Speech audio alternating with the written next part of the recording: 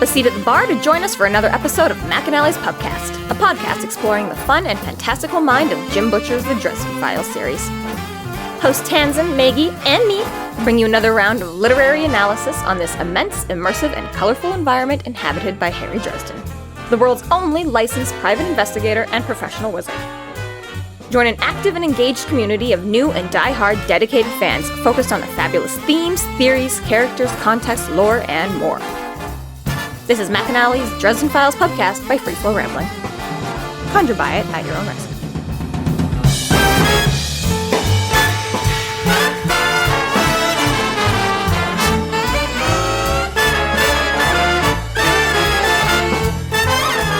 Welcome to the McAnally's Pubcast, brought to you by Free Flow Rambling. This is episode 10.1, That Kind of Day, where we are covering the novel Death Masks. My name is Tansenn, and I'm joined by Maggie. Hello, hello. And Jess. I didn't prepare anything.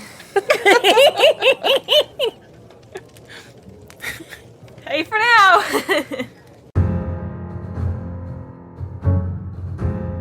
Harry Dresden, Chicago's only practicing professional wizard, should be happy that business is pretty good for a change.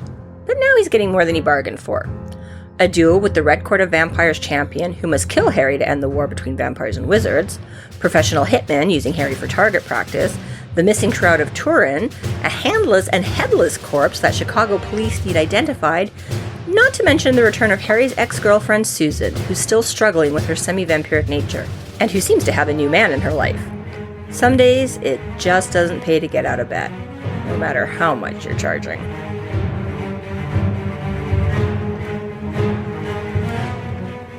Oddly enough, or whatever, this is the book I have read the least amount of times. I don't remember if it was, whatever was going on in my life at the time, or just that this book was a little darker or something. I just remembered, the events of this book bothered me more than, the other ones. It was not as supernaturally removed or whatever. It was just this is just nastier stuff. And it just kind of disturbed me, and I was it was a good book, it was a good read through, but I skipped this one a whole bunch of times when I did read throughs. It was just nope, that one was just too dark for me. I'm just, I know what happened. I remember, I'm good, right?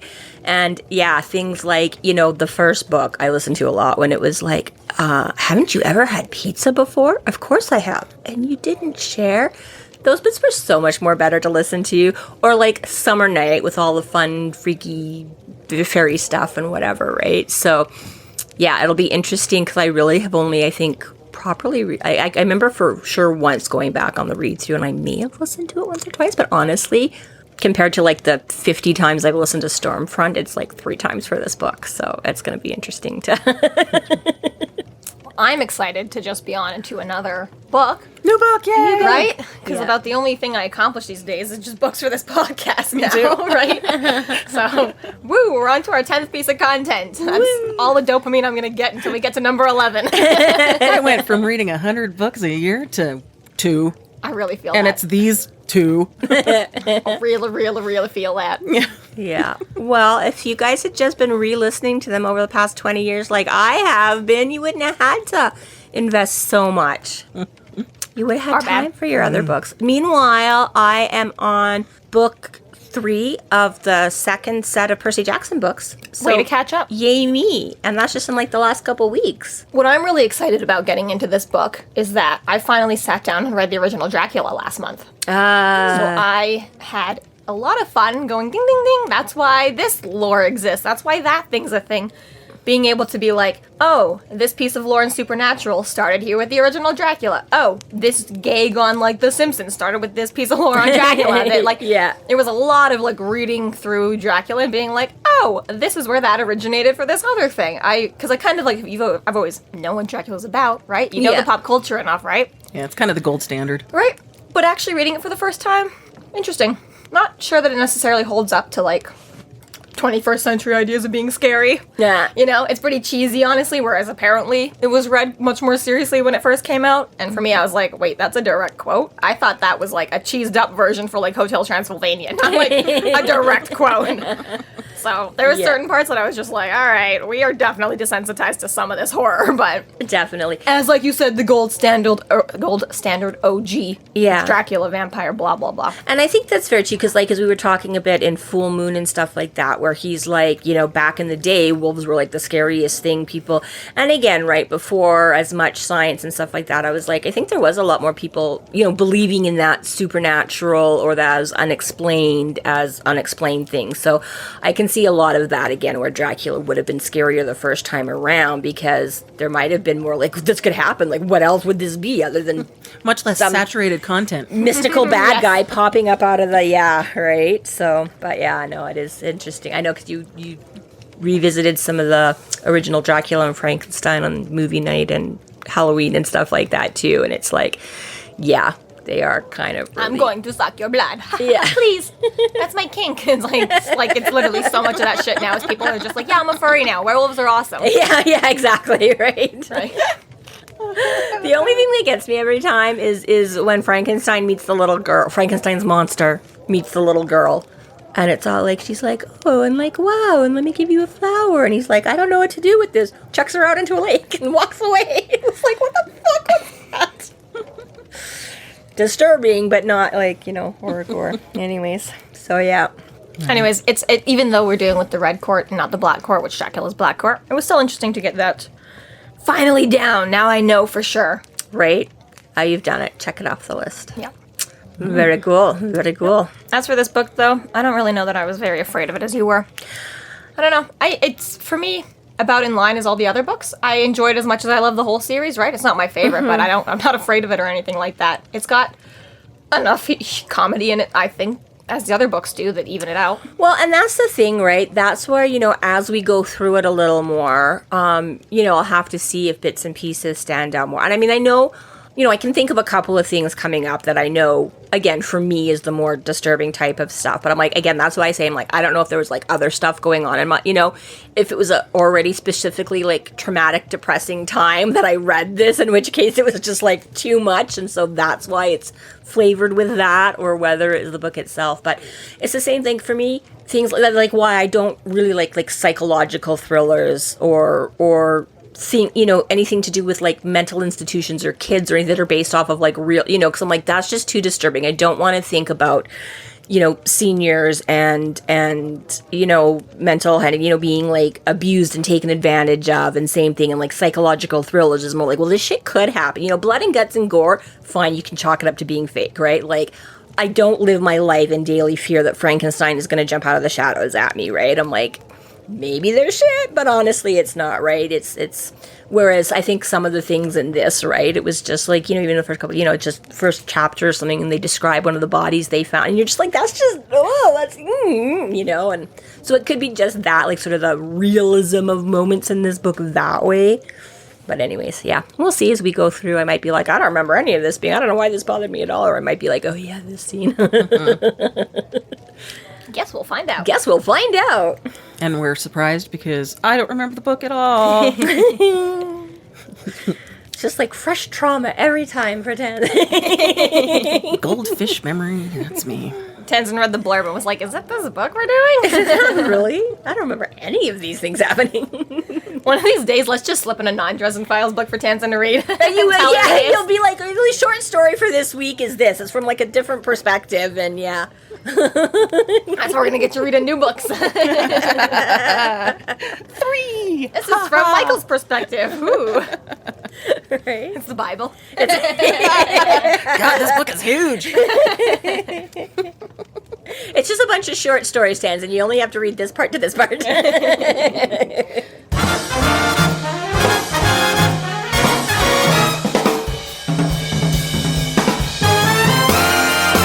Thank you to our Patreon subscribers for your generous support.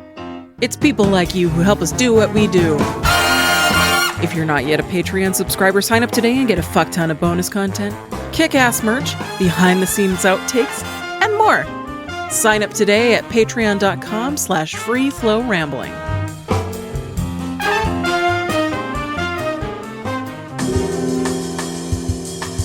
Chapter 1. Dresden appears as a guest on the Larry Fowler Show along with Mortimer Lindquist. In a surprise move, one of the two mystery guests turns out to be the vampire Ortega, who proceeds to challenge Harry to a duel to end the war. In his anger, Harry accepts the duel, but loses control of his magic, taking out all of the studio equipment. The second guest, Father Vincent, confesses to also attending the show to gain Dresden's ear. So I wrote down death masks, but when I first started writing it, I accidentally wrote desk maths.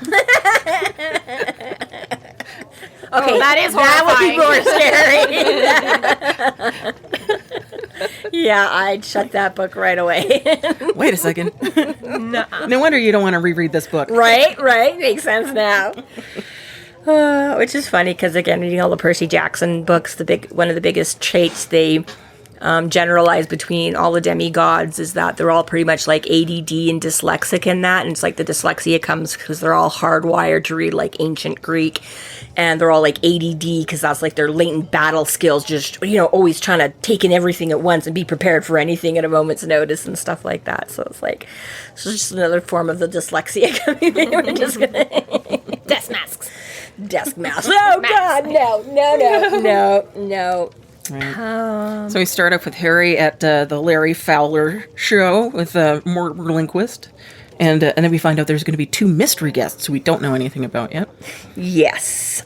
Larry For some Fowler. reason, I thought Larry Fowler was a real person, like a real reference. Almost. Very close. And I was like, oh, wait, that's probably Larry King I'm thinking of. Oh, that could very well be. Yeah. Did a lot of interviews. Not generally quite the same medium as this, though, I don't think. Yeah, like... This one feels more like Phil Donahue kind of thing. Remember that guy? Dr. Phil. Very, Yeah. Yeah, the experts or not so experts, but either way, there's a platform. Montel Williams, Jerry Springer, Donahue, any of all those sort of fake, trashy reality shows like Let's Air All Our Dirty Laundry. And so, where you either get all the I'm sleeping with my best friend's sister's wife, uncle's cat, or... that was a hell of an episode. That went dark. When they brought out the cat and the sister on stage at the same time. Oh, man. Fur flew. And, or else you get exactly like the psychic mediums and the, seancey and the I'm a this, that, and the other thing exactly, right? Where it's all just that tabloidy. But yeah, it's funny because you don't really... Yellow Page TV. Yeah. Like yellow journalism. This is there the yellow journalism of... Yes. Very much so, right? So it's kind of funny because we have had one brief mention or one or two brief mentions to this in past books. Like there's something about, I feel like almost Lydia or somebody like that made a mention of him. Meryl says it like in the last book. She's like the hitmen think you're this, and the normies think you're this, and the whatever think you're that, and Larry Fowler probably just wants you on a show again, and da-da-da-da-da, right? And yeah, I think either him or Susan or something has made another comment way back that's, kind of where he came to attention, because when he got there, he's like, he needed to make a name for himself, he needed to drum up business, and so, again, when you put yourself out there as the only wizard in the phone book, it's like... Again, most people aren't really going to find you there because very few people are going to go look up wizard, So... Life's hard when you're not on Google. It's right. So, yeah, that was, the opportunity or whatever then and there is that he did a stint. And, of course, it went... I mean, I don't think Harry was particularly surprised either. But, of course, everyone went much as Larry introduces him. Oh, sure, you're a wizard. Wink, wink, nudge, nudge, right? Well, I found it funny, though, because he mentions that because he does say he was on it, and he says, it had been a mistake. I had to fight my way uphill against the tide of infamy I'd received from the association with the show. So why do it a second time? That's the first thing I was like, what? Why are you back? Agreed. Why the fuck are you back? I mean, he does say why, but... Yeah, I was going to say we find out very quickly that the only reason is he needs to talk to Mort, and Mort's like, I'm not fucking seeing public with you, like...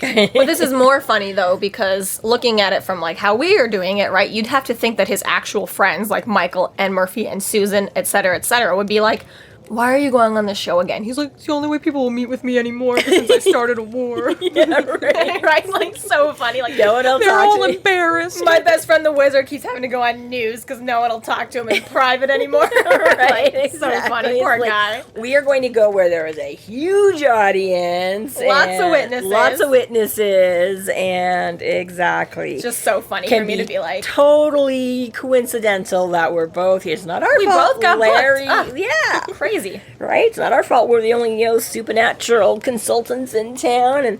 But I do like this little nod back to Morty because we haven't seen him since Grave Peril, which is not far back. But, we just sort of got a brief glimpse of him there when Harry went to meet him and he was running away very quickly.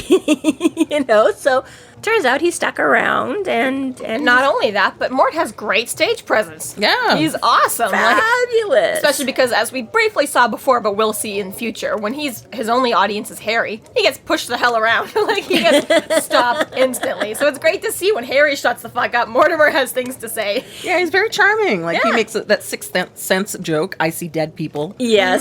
Yeah. No, but seriously, Larry. Exactly. And this comes, I think, from both things. So we look, because this is part of the problem, but before it was that he was doing it mostly as a show, as a con and stuff like that, right? Harry initially refers to him as, bilking people out of their money. And he's like, but you used to have real talent. Like, you've basically given it up because now you're just looking out to make a buck and you buy into all the, he had all the cheesy Halloween decorations around his house and you know what I mean? But again, so I'm like, yeah, a certain amount of that exactly. He had to get good at putting people at ease, making them comfortable, and finding a way to read them and make it seem like he was being all mystical and worldly and knowledgeable and stuff, or otherworldly and right. As Harry well knows, the people who really need him don't have the money. People who don't really need him do.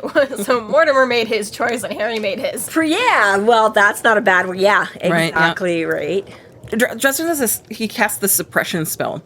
And this is so fascinating to me. He's using magic to suppress magic, which seems to me like taking a fire and throwing some gasoline on it. Yeah, right, exactly. That's I had that How do you note figure too. this Like the actually irony works? of this. I know that I was going to make that same comment. I'm like, I love that he's using magic to dampen his magic, so his magic doesn't affect anything. It is a little. Yeah. Yeah, I mean, it's almost in the way of it's like, well, we don't want the whole city to burn, so we're going to douse the woods in gasoline. But the fire is willing to do both at once, right? It's like, so I don't know how it works exactly, but it is an interesting idea, right? To be suppressing himself, hold it all within, If this was like, how do I explain, not in Jim Butcher's control, and this was just in Harry's control, and Harry didn't know what the future of the book held, Harry's choice would have been to just go out into a field and use up all his magic before he came on the game show, so that he was empty, because that would be easier than trying to do a suppression spell around himself, right? Maybe. But Harry's puppeted by a man who's like, you still need your magic for the next 74 hours, because I'm not going to let you sleep for a long time, so you're going to keep all your magic, but do a suppression spell. Yes and no, that could be, but at the same time, I'm like, yeah, we have seen Harry get drained, but as far as that kind of works, like, again, it's that sort of natural conduit for magic and things like that. Like, just because he's kind of tapped out and can't chuck a lot of it around to be useful, would that necessarily negate him, like, zapping out your, you know what I mean? I still think so, yes, because it's all coming from the same power bank, right? Like, if he'd spent the entire morning making potions with Bob before he came to this show, I don't think he would have had quite the same, like, problem, right? If he'd used up a lot of his magical energies, he wouldn't need to be suppressing much of it because he wouldn't have as much resources ready to go anyways, right? I guess maybe, but I mean, like in the beginning here where he's being fairly calm, it's like it's a bit of a struggle, but it's not that hard. But again, as soon as any emotions start, because that's what he says, he's like, normally that's what he uses. So but again, I still think this is a Harry Dresden thing, right? Elaine would probably be easily suppressing it, right? Not even have to worry about her emotions. Well, she's just that much better at that sort of magic, maybe, right? yes, yeah. But I was going to say, but that's the thing, like in Harry's case, exactly, as soon as he does start getting excited or upset or, you know what I mean? So I'm like, even if he was like, I still think if he spent the morning making potions, that wouldn't be a problem. If even he got upset and it was like, okay, I've got to hold on a little bit more. because that is all his fuel. It'd be 'Cause, less yeah, I was going to than- say that's what normally where I'm set up. But anyways, yeah, I don't know. I just, yeah, same thing. I had that whole, the irony of the spell to suppress all his other spells was, Right. but I don't It know. was an interesting choice. You know what? Maybe it's like preventing Hypothermia. Yeah, maybe it's like preventing hypothermia or like delaying Frostbite. the inevitable by burying yourself in a snowbank, because snow is actually like really good insulation, right? So they're like, if you're out, you can actually build like a little Quonset, a little hut, a little igloo by, and then it holds in your body heat within it. So maybe it's that kind of a thing. Not like so the much double-sided foil, or like all aluminum foil, right? But one side is shiny, one side's not shiny. Yeah. You're supposed to put the shiny part towards your food, because it'll it bounce the reflects heat back at everything it. back at So it, he's yeah. just like trying to bounce the magic back at himself before he can get out too far, you know? Exactly. This is just like his... So like, yeah, like the dual side of his magic is facing the world, but at least the really like shiny part of his magic is going right back at him. There you go. It's like his thermal blanket / igloo heat barrier.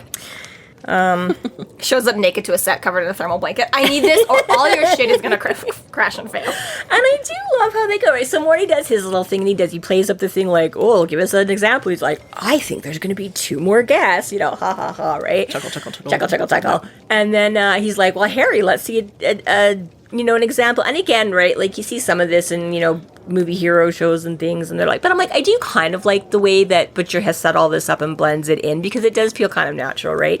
He's like, well, I could, but it'll like zap all your equipment. And of course, Larry's like, oh, haha, of course it will.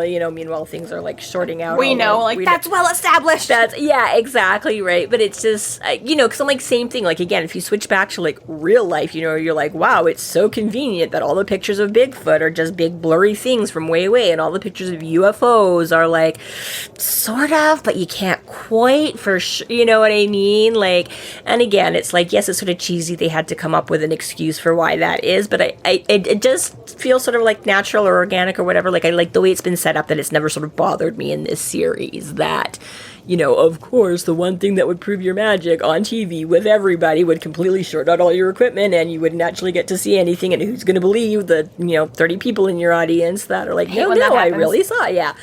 Right, so it just works well with that back and forth of like, oh, of course you can't prove it, but actually it makes, well established why. So as he blows out the first camera or whatever is when we get the first inkling to, that him and Mort are there for other reasons. He's not there to be, like, as he puts, he's like, I've been on house fires, I've enjoyed more than this, or I've never been in house fires. But yeah, you're like, oh, sneaky little bugger, you need info from Morty. And Morty was like, I'm not touching you with a 10-foot pole. Right. So. And we kind of figure out now, because of this, how Harry has been keeping tabs on Susan in the past. Yeah. Was probably through Mortimer. Some of it was, Morty. yeah. That Morty. sneaky motherfucker. That sneaky motherfucker. And that, again, he's been rebuilding his legitimate. He's not just about the con and, the cross of my palms with coins kind of a thing. He's actually taken a step back, and because I have a feeling Harry made allusions to him, like, drinking and stuff a lot before, too, trying to drown out all the right. So it seems like he's cleaned up his act a little bit. He's like, okay, fine, I can't just ignore this part of my, like, these senses I have and whatever, right? So he's taken a moment to pull himself back together, get back in touch with his legitimate talents, and find a way to live with that and not be overwhelmed by it and put it. So yeah, you're kind of like, oh shit, more little. Wow, Harry should bully more people into betterment. He benefits from it, really. Sadly, This time. I know that is your philosophy on life, Jessica. Nothing's gonna stop me. And that's what I'm afraid of. But it doesn't work that way for everybody all the time. Sucks to be them. Yeah, it really does. Yeah. So Mortimer does share with Dresden that he's figured out about Susan, that she is alive, and he thinks in Peru, which happens to be Red Court territory. So he's like, oh, what? Why? Why? Yeah, wait a minute. Yeah, because again, it's like that was the whole point of me starting this war, was to save her, and like now she's gone like right into enemy territory. Like, do I need to be worried? What does this mean? Why is she there? Very confusing. Very confusing. Well, and we also find out that Harry did start looking into her again because Susan's editor had been asking about why have you heard from her? She hasn't handed any of her articles in for like 2 weeks, and Suddenly, that they're late and dropped off the face of the planet, right? so everything is kind of getting sort of suspicious with what's going on with Susan here. One thing when she wasn't contacting Harry, but the fact that like now nobody can get in contact with her is a little bit like, What's up? Wait, yeah, Right? exactly, because he's like, I tried to respect her wish to not, be contacted and to hunt her down and to, right, he's quietly sort of keeping tabs on a distance, but yeah, exactly. This is kind of further proof, too, that Susan has no other family. Because it makes sense why maybe it hasn't come up beforehand, right? Like, they're old enough adults, they don't need to be introducing every boyfriend or girlfriend or date to their parents, right? But it's like, okay, the fact that they're not an option to go and ask about is just a little bit more further proof that, like, yeah, just Susan out there, so. Yeah, well, yeah, exactly, right? There's no parents to check in with or no parents that have, her, exactly. It's like the editor is like, I don't know, suddenly, like, everything's... I'm gonna call her ex-boyfriend, because, like, I don't know, no one else has heard of him. Yeah, exactly, right? Like, everything has been coming in up to date in this point, even though Susan moved away from town and all of that kind of stuff. It was, and again, one of the few ways that Harry could keep tabs, because he specifically makes a point of that in the last book or whatever, that he's like, but her article's still coming in, so I know she's still out there writing, and so yeah. Well, so it's either A, that Susan can't write, or Susan doesn't need to write, and either one of those is a weird question, right? So if you don't need a job, what are you doing? And if you're dead, why? How? What are you doing? And are you gonna stay that way? Or Yeah, runs down Mortimer, no one wants to talk to Mortimer, gets on the Larry Fowler show. And Larry is like, well, I don't just want Harry and Mort. That's boring. So I'm going to book some other people that you also don't want to see. As you do for any good show, it has to have that tension, that will they, won't they, or whatever. So we have the two... Will they, won't they? Paolo and Harry. Okay, no. On this week's episode of Love Island. Not specifically maybe in this context, but Susan, no one told me you were coming back to town. What? Why do you look like a short bald man? You're Morty. But yes, you have to have that. You have the wizard, the self-proclaimed wizard, and the other... self-proclaimed psychic. So, yeah, well, except that Harry kind of works as a psychic. Is Morty billed as a psychic or just the seance-y? Either way, whatever it is, yeah. A wizard and a psychic walk into a movie studio. It's funny, I was about to make the same joke. Woo! Everything A priest, a vampire, a wizard, and a psychic. Walk onto a set. Yeah, so we're introduced to the two mystery guests. One is Father Vincent from the Vatican, and the other is none other than... Don Paulo Ortega. Yes, Duke of the Red Court, pretending to be a doctor and world-renowned researcher and debunker of the supernatural. Supernatural debunker. Right. I love him. Right. I love Duke Ortega. Right. I love him. And I feel a lot for Harry in this next scene because this is like so much of my life in a nutshell here. And I'm like, the worst thing they're here to disprove. So you've got the self-proclaimed magic users, and we're going to be like, okay, come on, people, there's not really magic, right? You got to have that back and forth to make the show interesting. And, Ortega's very cool. It's like, well, I'm sure with a little time and effort, I could make everybody here believe I was a vampire. Cheeky.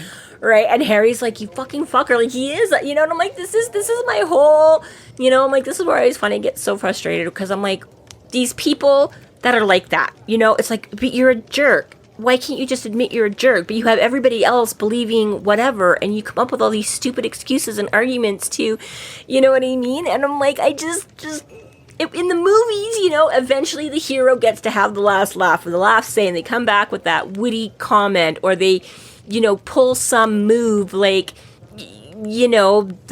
Carrie Underwood gets to like beat the crap out of the cheating boyfriend's car. And in the song, she gets away with it. Nothing's going to happen because he's the cheater and he's going to come out and find out that somebody, slashed a hole in all 4 tires and he's just going to have to live with it because he's in the wrong.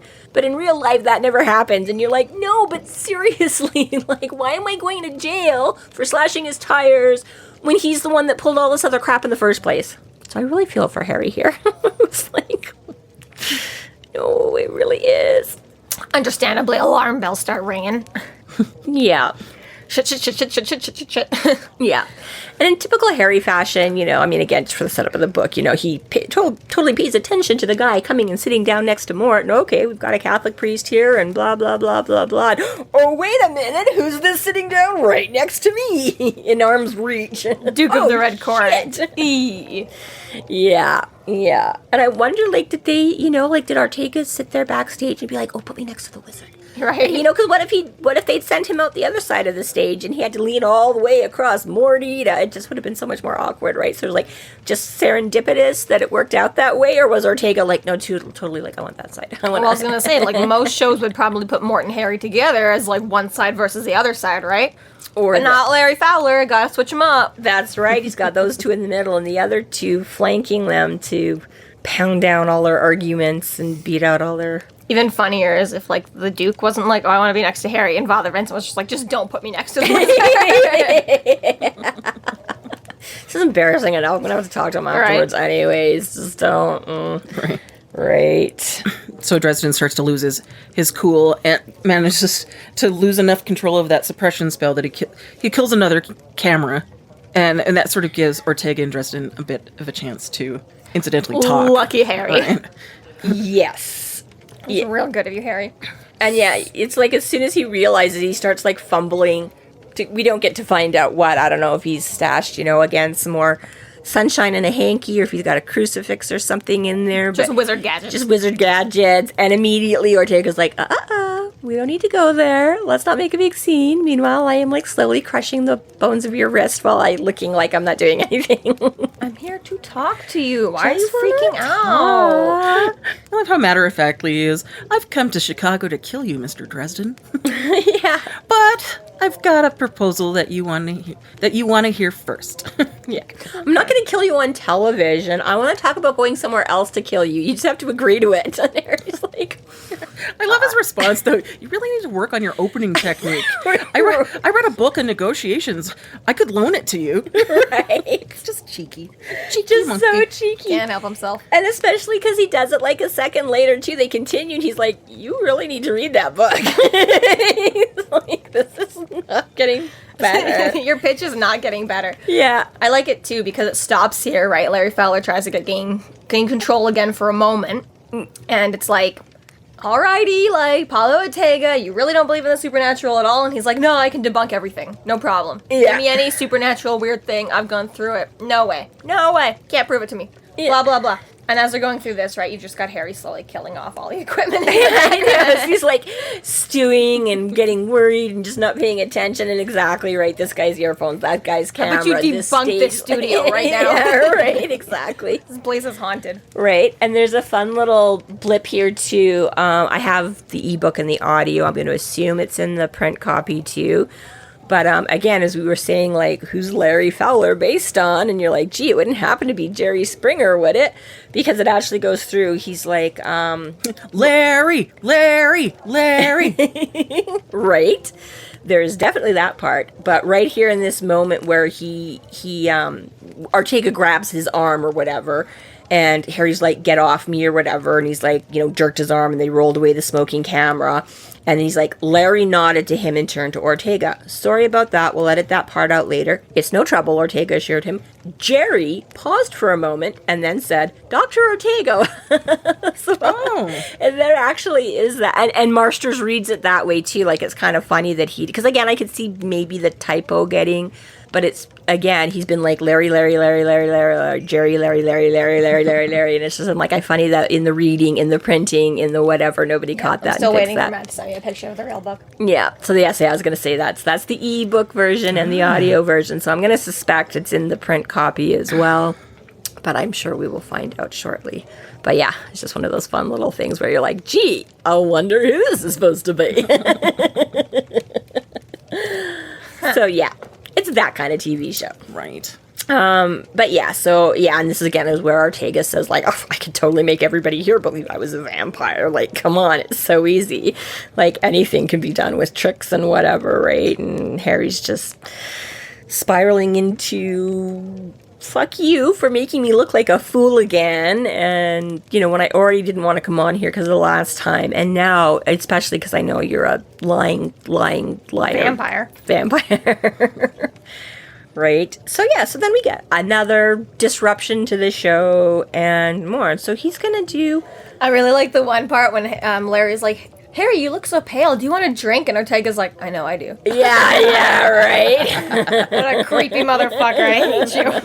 I know. They do, like, again, Ortega is terrible and horrible and like a high up. He's got mega power, but again, you kind of can't help but like, it's like, mad. He's on step with Harry, though. Like, he just gives it as good as he gets. A little bit, but he's like so much more like refined and, you know what I mean? It's just like he has the digs too, and he makes all the comments, but he just has like this, suave Latino type of style to do it all with or whatever. It's just like, oh, Ortega, you jerk. But please, can we have more of you?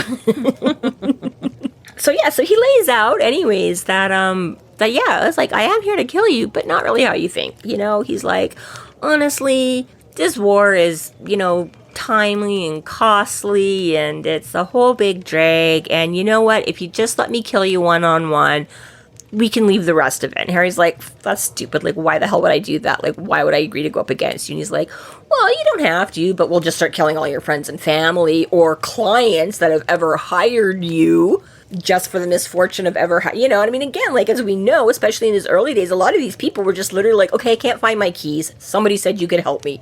And now the vampires are going to come and kill you because you literally, you cannot keep track of your lanyard, It's like, again, even friends of Harry, your family of Harry. At least they know what they're doing. They know what they're doing. There's that immediate connection. There's, Murphy is like, well, I've helped you specifically with Supernatural, and things like that, right? But yeah, it's just... Random Joe Blow off the street, Random Joe Blow off the street. And of course, that doesn't sit well with Harry.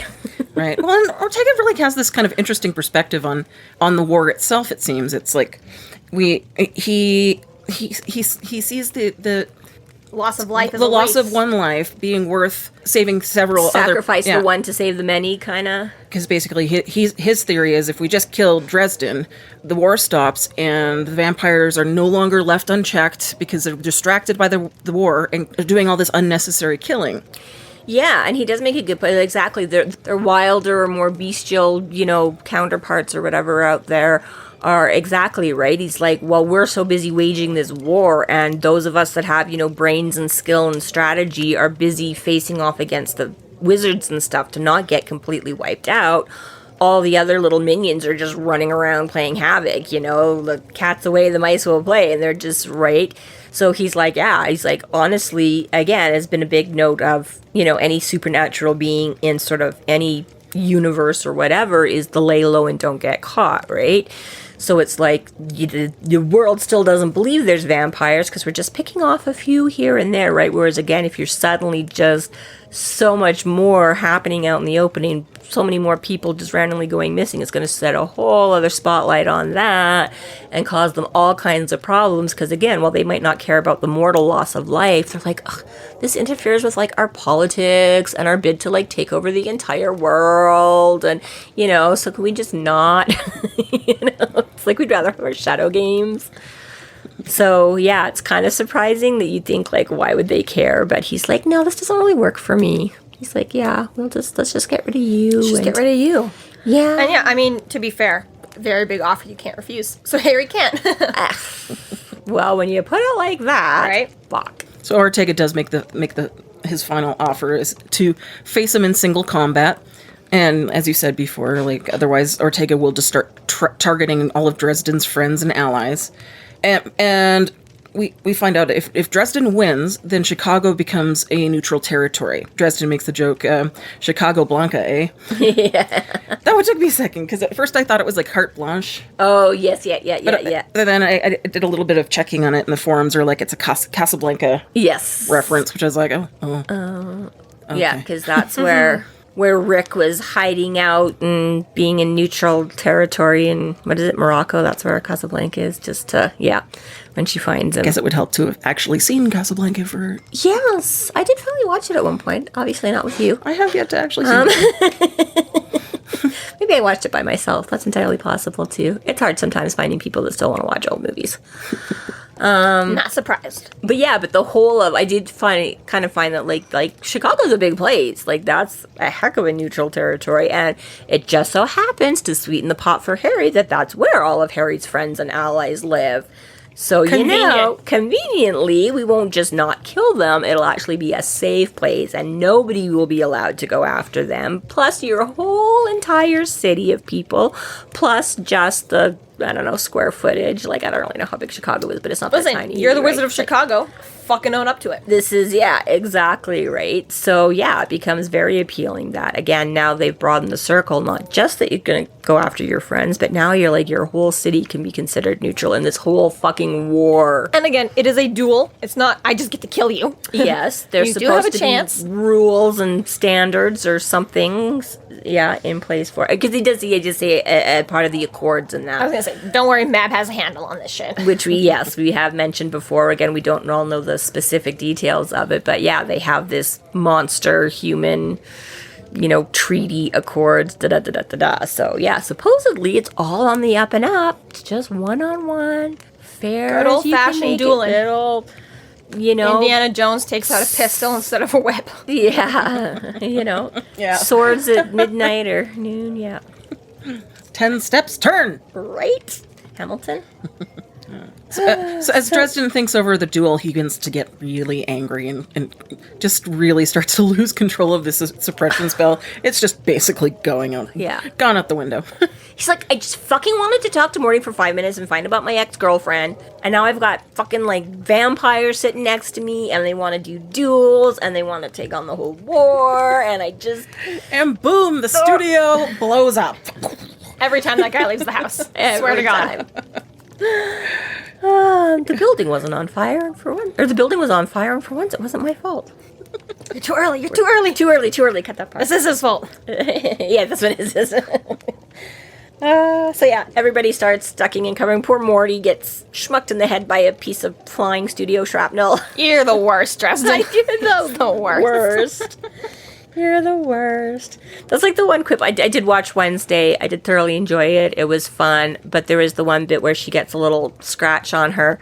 And it's fun and exciting in the thing, but all I can think of is I'm like, especially all of these, like, like that thing would be bleeding like a motherfucker. Like, they just have, like, a little scratch, and there's a couple of them, like, from, that, like, head wounds are the worst. I'm like, she should have, like, a sheet of blood down her face, shouldn't she? Well, in the first Harry Potter movie, when they're playing chess, right, and they're throwing debris around, you can see on screen Rupert Grint gets really legitimately cut by the flying debris, right? He's not covered in blood, I guess, maybe not, but it's just, they always talk about scalp wounds, and, like, again, then, you get your cheek scratched or something, but they always make it sound like it, forehead and up and anything like that, like you get, I guess Rupert Grint's was just his cheek. Was not high enough on the face. I guess, maybe, I don't know. I mean, I have not suffered a lot or inflicted a lot of head injuries to test this theory in real life. I just know how everybody always goes on and on and on about how head injuries bleed a lot. Why are you looking at me like that? I've never hurt anyone, and you can't prove it. Exactly.